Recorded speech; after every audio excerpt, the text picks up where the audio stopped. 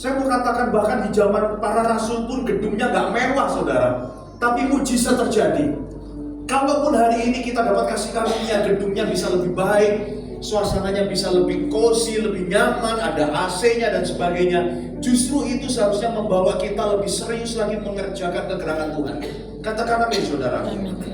Zaman boleh berubah, keadaan boleh berubah, modernisasi boleh hari ini masuk di dalam gereja-gereja. Tetapi visi untuk mengerjakan jiwa-jiwa, visi untuk mengerjakan kegerakan itu tidak boleh berubah. Tidak boleh ada gereja yang terlalu kuno, yang berkata mengerjakan jiwa-jiwa itu sudah kuno dan ketinggalan zaman.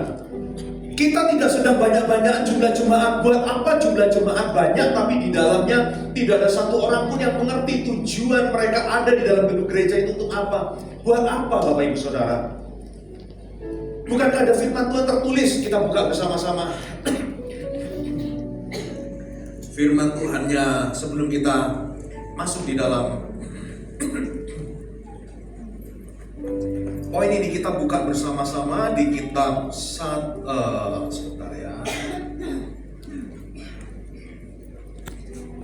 Kita buka di kitab Roma 10 ayat 2 sampai dengan 3. Roma 10 ayat 2 sampai dengan 3. Firman Tuhan tertulis seperti ini. Sebab aku dapat memberi kesaksian tentang mereka, bahwa mereka sungguh-sungguh giat untuk apa? Sungguh-sungguh giat untuk Allah. Tetapi tanpa pengertian yang benar. Giat saja nggak cukup, perlu pengertian yang benar di dalamnya. Terlihat aktif dalam pelayanan saja nggak cukup, perlu ada pengertian yang benar. Sebab oleh karena mereka tidak mengenal kebenaran Allah, dan oleh karena mereka berusaha untuk mendirikan kebenaran mereka sendiri, maka mereka tidak takluk kepada kebenaran Allah. Giat untuk Allah saja, tetapi kalau tanpa pengertian yang benar, bahkan apapun yang kita kerjakan, kita bisa jadi orang-orang yang munafik. Makanya gak heran kalau sampai ada di dalam gereja ada sikut-sikutan. Kata Pastor Philip, cubit-cubitan antar departemen pendoa bisa cubit-cubitan sendiri. Kenapa? Karena lupa tujuannya. Gereja tidak boleh lupa tujuannya adalah untuk jiwa-jiwa. Gereja itu memperlengkapi setiap orang yang ada di dalamnya untuk jiwa-jiwa. Satu pelayanan yang tidak masuk di dalam departemen apapun juga yang tetap saya kerjakan sampai dengan hari ini adalah menjangkau jiwa. Saya rela bersama dengan istri kadang itu pulang malam, saya itu kadang itu hanya untuk ketemu dengan orang-orang yang perlu mengenal kasih Tuhan, untuk saya injili, untuk bawa mereka hari ini bisa ada di dalam gereja ini. Sungguhan Bapak Ibu Saudara, mungkin yang saya bawa gak banyak, 1-2 orang, kadang bisa 1 keluarga. Tujuan saya cuma satu, membawa mereka, orang-orang yang belum mengenal kasih Tuhan ini, mereka bisa ada di tempat ini, mereka mengalami Tuhan. Dan itu gak boleh hanya dikerjakan oleh saya seorang diri. Saya mau setiap kita, itu tugasnya kita semua. Bisa katakan buat kanan kiri Bapak Ibu Saudara, itu tugas saya dan tugas Anda. Kalau kita bergereja, kita tidak ingat tujuan utama kita adalah menjadi penjangkau jiwa, maka kita akan menjadi orang-orang Kristen yang lari di tempat. Orang yang lari di tempat, dia tidak akan pernah sampai kepada penggenapan janji Tuhan. Orang yang lari di tempat, dia akan hilang tujuan. Kita tidak mau kehilangan tujuan. Tuhan Yesus mengajarkan kepada kita lewat pelayanannya ini, dia tetap di dalam kondisi secapek apapun. Ini Tuhan Yesus datang di tepi sumur itu, kondisinya capek, tapi Tuhan tetap punya satu tujuan untuk yang Tuhan Yesus lihat itu bukan satu orang perempuan Samaria ini. Yang Tuhan Yesus lihat itu satu kota orang yang ada di belakang perempuan Samaria ini, Bapak Ibu Saudara. Satu kota itu tujuan utamanya, memenangkan lebih banyak lagi. Kota ini bukan kota kecil, katakan amin. Sekalipun dulu pada waktu diutus pertama kali di sini, saya dari Sidoarjo, saya pikir mateng aku, gitu ya. Dari Sidoarjo kota besar, diutus ke kota Kediri, apalagi hari itu tahun 2015 lewat Yosudarso, rasanya gelap gitu ya. Makan di Mbak Tun, you understand? Nasi goreng Mbak Tun, makan di Yosudarso itu rasanya kayak gelap, jam 7 itu gelap sekali. kota rasanya kayak, aduh kota kecil. Tapi setelah saya rintisan, setiap Selasa tuh ke tempat ini, saya nginep di Hotel Merdeka, Selasa CG di rumah Pak Hengki waktu itu masih di jalan Semampir sini. Lama-lama saya berpikir sama istri, ini bukan kota kecil. Kota ini punya banyak potensi. Sekarang kehadiran kita itu sudah di peak 1250 loh Bapak Ibu Saudara. Beri tepuk tangan untuk Tuhan.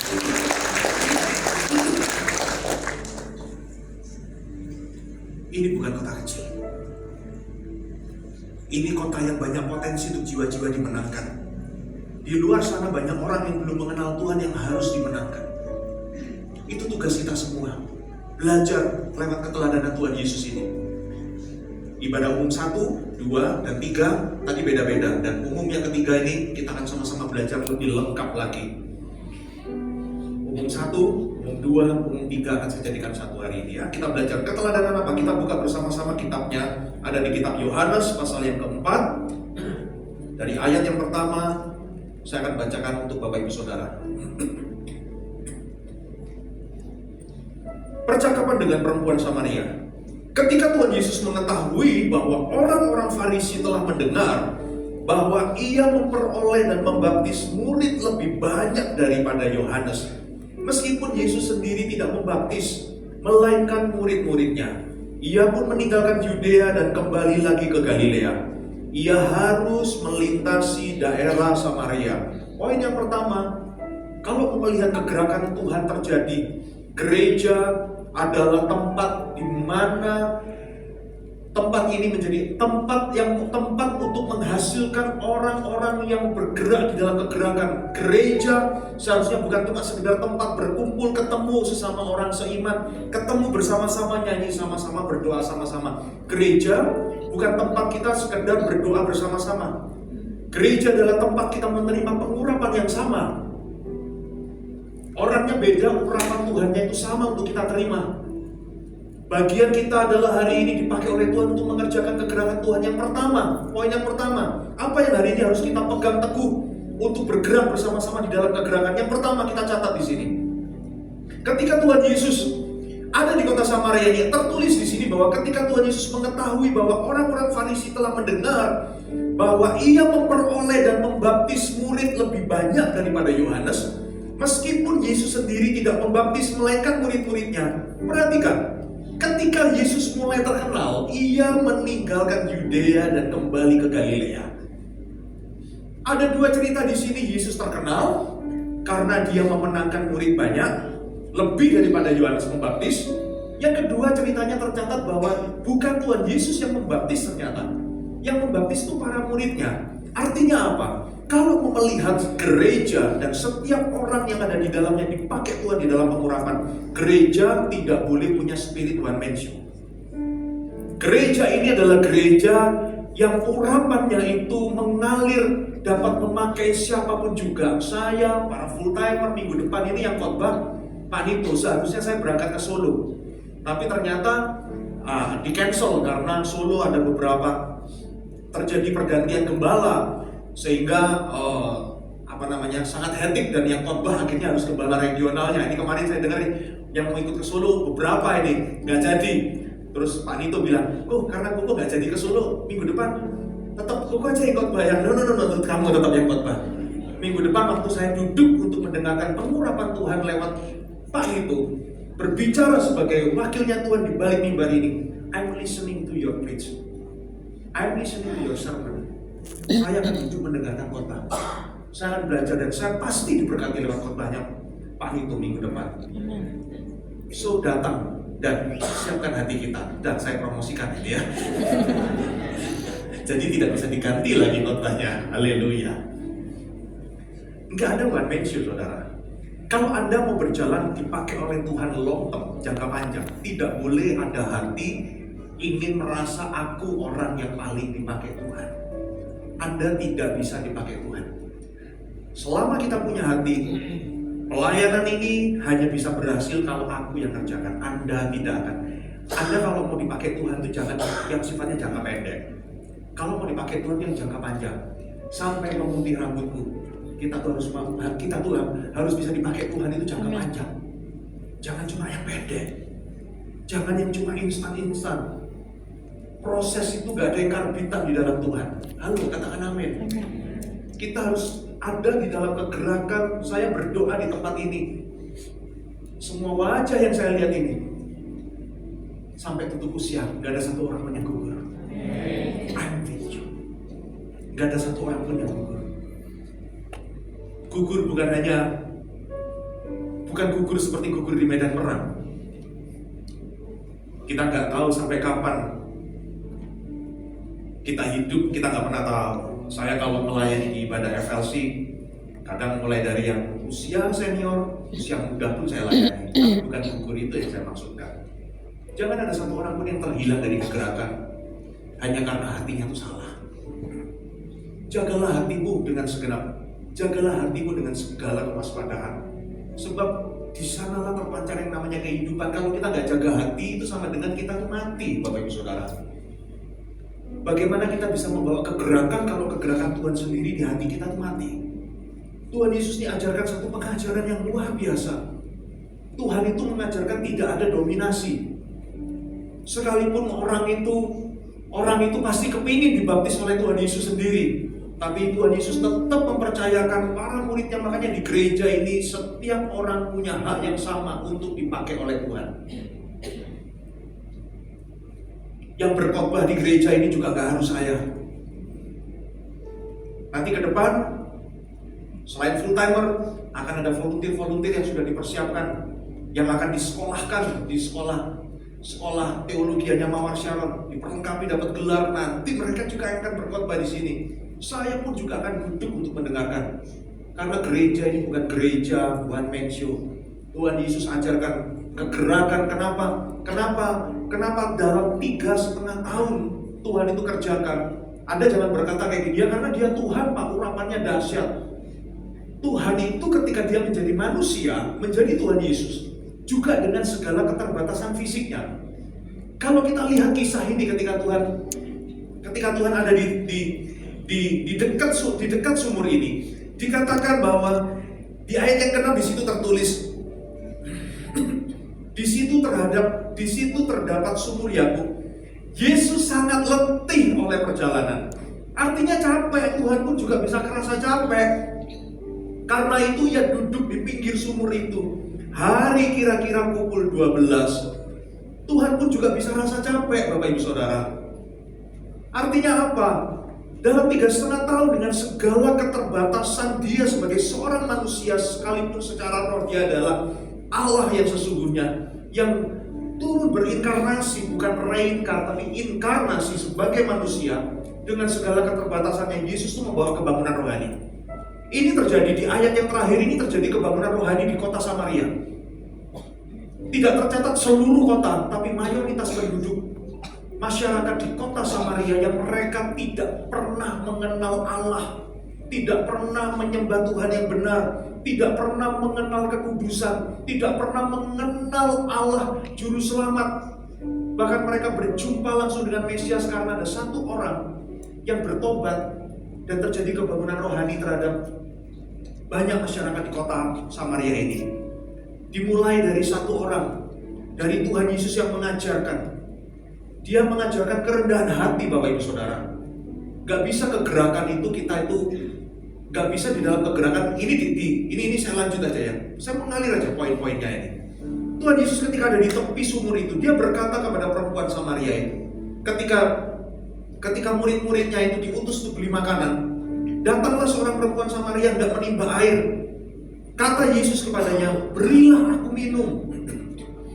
Artinya apa, saudara? Orang Yahudi dengan orang Samaria itu bermusuhan. Orang Yahudi dengan orang Samaria itu tidak akur. Orang Yahudi itu selalu menganggap orang Samaria itu lebih rendah derajatnya dalam segala hal dibandingkan mereka orang-orang Yahudi.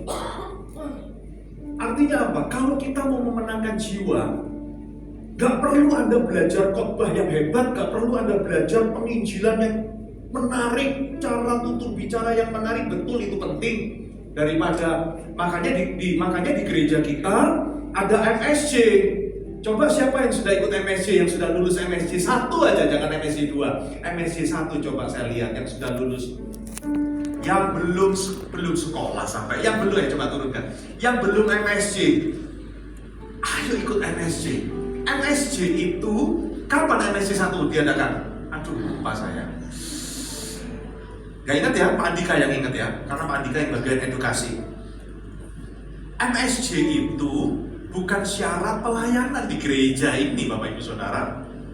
Salah kalau kita berpikir bahwa kalau mau pelayanan syaratnya MSC. Jadi artinya mau pelayanan itu memang gak gampang di Mawar Sharon. Kalau pelayanan itu memang prosesnya panjang di Mawar Sharon. Karena pelayanan di Mawar Sharon itu melayani pakai hati, melayani pakai kemurnian. Jadi MSC itu bukan untuk ngerepoti saudara supaya terkesan kalau mau pelayanan itu harus mau direpoti dulu supaya akan terbukti bahwa melayani itu pakai hati. Bukan, Bapak Ibu Saudara. MSC itu bukan syarat untuk merepoti saudara supaya terkesan berani bayar harga, terkesan rela direpoti, rela ikut acaranya pertemuannya berkali-kali, bolos sekali gak lulus kok. Betul ya? Bolos sekali gak lulus, harus ulangi lagi di kloter yang berikutnya, gak ada remedi katanya. Gak ada remedi. MSC itu bukan untuk sekedar ngerepoti supaya nanti kalau lulus terbukti bayar harga sehingga dari situ terbukti wah hatinya layak untuk melayani. No. MSC bukan syarat untuk membuat Anda terbukti bayar harga sehingga layak untuk melayani. MSC itu tujuannya adalah untuk memperlengkapi Anda menjadi orang-orang yang berjumpa dengan orang-orang Samaria. Di luar sana Anda bisa bercerita tentang Yesus, Anda bisa bersaksi tentang Kristus. Beberapa waktu yang lalu saya mendoakan satu anak ada di rumah sakit baptis, sakit, gak jelas penyakitnya apa. Ketika saya doakan, papanya bilang kayak gini, Pak, terima kasih ya, selama ini anak saya itu gak ngerti Allah Bapa, Allah Putra itu siapa gak ngerti. Tapi Bapak tuh khotbah VSS katanya waktu itu. Bapak khotbah di VSS, Bapak itu cerita tentang Allah Tritunggal dan anak saya jadi mengerti. Terima kasih ya Pak. Papanya bukan di GMS loh saudara, papanya gak di GMS, anaknya di GMS. Dia bilang, terima kasih ya Pak, anak saya ini gak salah. Saya tanamkan di GMS sehingga anak saya itu jadi mengerti Allah Bapa, Allah Putra, Allah Roh Kudus. Terima kasih ya Pak. Yaitu karena saya sudah lulus MSC berkali-kali. MSC 1 sudah berapa kali? Saudara bayangkan, Tuhan Yesus, ini poin yang berikutnya lagi. Tuhan Yesus itu mengajarkan kepada perempuan Samaria ini, aku seorang Yahudi, ketika berjumpa dengan kamu. Perempuan Samaria itu kalau Anda perhatikan kata-katanya beberapa kali, itu kata-katanya dia kepada Tuhan Yesus itu perkataan jaga jarak, saudara. Perkataan yang kesannya kayak gini loh. Aku kan Samaria, kamu orang Yahudi. Gak salah kamu kayak gini. Kamu ini ingin ngerjain aku, atau kamu ini mungkin cuma ingin bully aku, atau kamu ini cuma ingin cari gara-gara sama aku. Sebenarnya pernyataan dari perempuan Samaria ketika dia bertanya jawab dengan Tuhan Yesus secara implisit mengandung arti seperti itu, saudara. Artinya apa? Di dalam kegerakan terkadang kita berjumpa dengan orang-orang yang reaksinya belum tentu baik ketika kita Injil. Saya mau berbicara pertama kali sebelum tentang di luar, di dalam gereja. Kalau Anda memuridkan orang, saya berbicara kepada para CGA di tempat ini. Ketika Anda memuridkan orang-orang, terkadang tidak semua orang itu reaksinya baik ketika Anda berusaha untuk mengajarkan hal yang baik. Tapi apapun itu, belajarlah seperti Tuhan Yesus. Selama orang tersebut masih ada di tengah-tengah kegerakan, dia memutuskan, kecuali dia berkata, saya quit, saya keluar, saya tidak lagi ada di tempat ini, ya kita nggak boleh paksakan orang. Kalau shalom kita nggak diterima sama orang, firman Tuhan katakan kebaskan debunya dan keluar dari rumah. Artinya penginjilan itu tidak boleh ada paksaan. Katakan amin. Penginjilan itu kerelaan dari kedua belah pihak. Yang pertama dari orang yang menginjili, yang kedua dari orang yang kita injili. Selama orang tersebut masih ada di dalam CG Anda, selama orang tersebut masih ada di dalam kegerakan ini, selama orang tersebut masih ada di gereja ini, Saya mau katakan hati kita minta kapasitas kasih Kristus untuk menggembalakan orang-orang yang hari ini Tuhan percayakan di dalam ciki-ciki kita. Lalu katakan amin. Anda itu perwakilan Kristus untuk mereka. Mereka harus mengenal kasih Kristus lewat pelayanan Anda. Tuhan Yesus itu mengajarkan contoh yang luar biasa ketika dia berjumpa dengan perempuan Samaria ini. Kata-katanya itu ngentahi Tuhan terus. Tapi Tuhan itu gak putus asa, dia terus berbicara, dia terus mengajarkan tentang kerendahan hati, minta air minum kepada seorang perempuan Samaria yang secara derajat bagi orang Yahudi itu lebih rendah. Tuhan Yesus itu mengajarkan kerendahan hati yang luar biasa. Kita tidak bisa bergerak di kegerakan kalau hati kita itu tinggi hati, saudara. Saya bersyukur di gereja ini, gereja yang betul-betul ada Tuhan di dalamnya, katakan amin. Dan setiap orang yang ada di dalam gereja ini, pelayan Tuhannya, Anda itu pasti diproses di area hati. Sebab Tuhan serius mengerjakan kegerakan di tempat ini. Saya melihat dalam perjalanan saya ada di gereja Mawar Shalom sejak tahun 2003, saya ada di gereja Mawar Shalom. Saya melihat orang-orang yang tidak bisa diproses di area hati, tidak bisa diproses di area kerendahan hati, gak akan berjalan di dalam kegerakan. Tinggal sekarang atau nanti. Sulit untuk orang itu berjalan di dalam kegerakan ketika hatinya tidak mau dibentuk. Dan gereja ini saya lihat Tuhan itu serius kerjakan. Sampai dengan hari ini saya melihat, termasuk saya juga, pasti ada sesuatu yang gak nyaman di hati ketika hati kita tuh salah, ketika hati kita itu gak benar. Kayak ada sesuatu yang harus segera kita bereskan, Bapak Ibu Saudara. Kalau nggak kita bereskan, kita nggak bisa. Apa ya? Itu sama dengan Anda itu naik mobil, pintunya terbuka, kecepatannya tinggi. Kalau Anda nggak segera bereskan, tinggal tunggu nanti barang apa yang terlempar keluar. Kalau nggak tas yang terlempar keluar, kalau nggak handphone kita yang terlempar keluar, kita sendiri yang terlempar keluar. Kalau kita nggak close the door, kalau kita nggak tutup pintunya, kalau kita nggak segera benahi hati kita, kegerakan kita ini moving fast. Jagalah hatimu dengan segala kewaspadaan. Yesus itu mengajarkan para muridnya juga ketika para murid puji Tuhan. Ketika para murid itu datang melihat Tuhan Yesus, bicara dengan perempuan Samaria. Tidak ada satu orang murid pun yang berkata, "Hai kamu perempuan Samaria, ngapain kamu bicara dengan Rabi?" Semua diam, gak ada yang berani bertanya. Artinya apa? Puji Tuhan. Apa yang Tuhan Yesus ajarkan untuk rendah hati, rupa-rupanya sudah keserap banyak oleh para murid. Ketika mereka melihat semua itu, gak ada yang berani menyalahkan perempuan Samaria itu. Saudara, izinkan Tuhan membentuk hati Anda supaya Anda menjadi alat Tuhan yang mulia. Orang-orang di luar sana, mereka tuh gak mengenal Tuhan. Orang-orang di luar sana mereka tuh sibuk saling menjatuhkan. Orang-orang di luar sana mereka tuh sibuk sikut-sikutan. Di dunia kerja mereka sibuk sikut-sikutan. Mereka sibuk jelekkan satu dengan yang lainnya. Sifat seperti itu gak boleh ada di dalam rumah Tuhan ini. Justru kita harus membawa hari ini satu sifat yang baik keluar sana. Membawa mereka hari ini mengenal kasih Tuhan itu seperti apa. Menangkan mereka lewat kasih Tuhan. Menangkan mereka lewat karakter Kristus lewat hidup kita. Katakan amin, saudara. Kita gak bisa bergerak bersama dengan Tuhan kalau hati kita itu sulit untuk dibentuk. Izinkan Tuhan bentuk hati kita. Seperti perempuan, seperti Tuhan Yesus.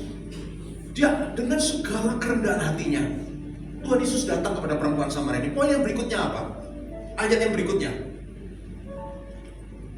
Ketika Tuhan Yesus selesai berbicara dengan perempuan ini, Yesus berkata, ayat yang ke-15, kata perempuan itu kepadanya, "Tuhan, berikanlah aku air itu, supaya aku tidak haus dan tidak usah datang lagi ke sini untuk menimba air." Kata Yesus kepadanya, "Pergilah, panggillah suamimu dan datang ke sini." Kata perempuan itu, "Aku tidak mempunyai suami." Kata Yesus kepadanya, "Tepat katamu bahwa engkau tidak mempunyai suami. Sebab engkau sudah mempunyai 5 suami, dan yang ada sekarang padamu bukanlah suamimu. Dalam hal ini engkau berkata benar. Kata perempuan itu kepadanya, Tuhan, nyata sekarang padaku bahwa engkau seorang nabi. Nenek moyang kami menyembah di atas gunung ini, tetapi kamu katakan bahwa Yerusalemlah tempat orang menyembah. Kata Yesus kepadanya, percayalah kepadaku, hai perempuan, saatnya akan tiba bahwa kamu akan menyembah Bapa bukan di gunung ini dan bukan juga di Yerusalem. Kamu menyembah apa yang tidak kamu kenal, kami menyembah apa yang kami kenal, sebab keselamatan datang dari bangsa Yahudi. Tetapi saatnya akan datang dan sudah tiba sekarang bahwa penyembah-penyembah benar akan menyembah Bapa dalam roh dan kebenaran, sebab Bapa menghendaki penyembah-penyembah demikian. Bapak Ibu Saudara, di dalam kegerakan Tuhan itu pasti menyediakan penyediaan. Tuhan tidak pernah membawa kita itu seperti bangsa Israel berjalan keluar dari Mesir. Di dalam perjalanannya, di dalam mengikuti kegerakan Tuhan, dipimpin oleh tiang awan dan tiang api. Kemudian mereka menderita. Saya melihat mereka itu disediakan oleh Tuhan.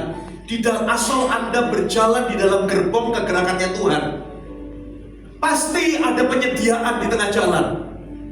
Tuhan tidak pernah membiarkan orang-orang jemaat yang bersama-sama berjalan di dalam kegerakan kemudian tidak menerima penyertaan Tuhan, tidak mengalami mujizat Tuhan. Itu no way, gak mungkin saudara. Kalau Tuhan mengajak kita di dalam gerbong kegerakannya, pasti di tengah jalan ada perhentian. Kalau Anda naik kereta, itu akan ada orang yang bawa gerobak makanannya, nasi liwet, tapi ini gak beli saudara. Anda akan dibagikan gratis karena di dalam perjalanan ini Anda itu ngikut gerbong keretanya Tuhan. Di dalam kegerakan Tuhan, Anda berjalan di dalam kegerakan Tuhan, pasti ada mana-mana yang disediakan oleh Tuhan untuk Anda. Halo yang percaya katakan amin. Tuhan tidak pernah menelantarkan orang yang ikut di dalam kegerakannya Dia. Tuhan tidak pernah membiarkan ada orang-orang yang ikut di dalam kegerakannya Tuhan yang hidupnya sama, gak ada perubahan. Itu tidak mungkin saudara. Saya yang awal saja dari orang yang tidak percaya Tuhan, kemudian ikut di dalam kegerakan Tuhan di gereja Mawar Sion Jember. Saya gak pelayanan, tapi saya ikut saja hari itu. Saya tahu saya ini seorang pendosa, tapi hari itu saya mengambil keputusan untuk bertobat. Seperti perempuan Samaria ini ketika ketemu dengan Tuhan Yesus. Gak cukup waktu lama, dia mengambil keputusan untuk bertobat. Dia adalah orang yang pernikahannya itu gak jelas, 5 kali pernikahan ganti-ganti pasangan itu gak jelas. Tapi dia memutuskan untuk bertobat hari itu. Sama seperti saya ketika saya mengambil keputusan untuk bertobat tahun 2002 itu. Ikut di dalam kegerakan. Saya gak pelayanan sama sekali, tapi saya melihat banyak tanda-tanda heran dan ajaib menyertai hidup saya. Mulai dari pekerjaan yang dipulihkan, hubungan dengan orang tua yang dipulihkan, dan banyak hal saudara. Makanya saya mau katakan di gereja ini ada Tuhan yang memimpin gerbong kegerakan kita. Oleh karena itu, jangan ada satu orang pun yang hari ini tidak dapat apa-apa karena Anda masih simpan dosa. Tuhan itu sediakan pemulihan. Tuhan itu sediakan supranatural, Tuhan itu sediakan rencana yang supranatural untuk Anda. Jangan simpan dosa. Segera hari ini bersihkan. Makanya di gereja ini ada Tuhan di dalamnya. Barang siapa yang masih simpan dosa, gereja ini ada Tuhan di dalamnya, itu pasti tersingkap saudara. Ada orang itu bilang kayak gini, saya nggak tahan Pak. Ada ini, saya punya satu orang, dia belum bertobat. Ketika dia ada di gereja ini ya, dia coba datang di gereja ini, dia bilang aku nggak tahan kalau di Mawar Syaraf. Dengar pujian dan penyembahannya tuh kayaknya tuh aku tuh nggak tahan. Saya mau katakan seperti ini saudara, bahasa yang lebih mudah tuh kayak gini. Kalau Anda masih cinta dosa, Anda nggak tahan ketika dalam hadirat Tuhan di gereja ini saudara. Ada Tuhan di gereja ini. Setiap dosa itu pasti akan dilucuti di gereja ini. Setiap dosa itu pasti akan ditelanjangi. Setiap dosa Anda akan dikuduskan. Anda akan dijadikan umat Tuhan yang kudus di gereja ini. Semua dosa itu pasti akan disingkapkan. Sebab Tuhan mau memurnikan kita. Dosa dan berkat tidak dapat jalan bersama-sama, saudara.